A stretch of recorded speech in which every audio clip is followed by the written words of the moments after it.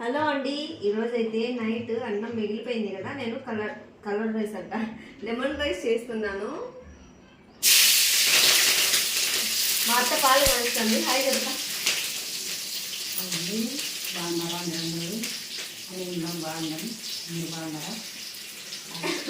మీ అత్తతో మాట్లాడింది అంటారు, నువ్వే పలకనే పలకవుతా అసలు. హాయ్. ఎంతమంది లైవ్ పెట్టినా కూడా మెత్తలు మాట్లాడిపి ఎంత అంటారు. నువ్వు పలకవు, అది పలకవు, ఇది పలకవు. ఏమైందంటే అయ్యి అన్నది.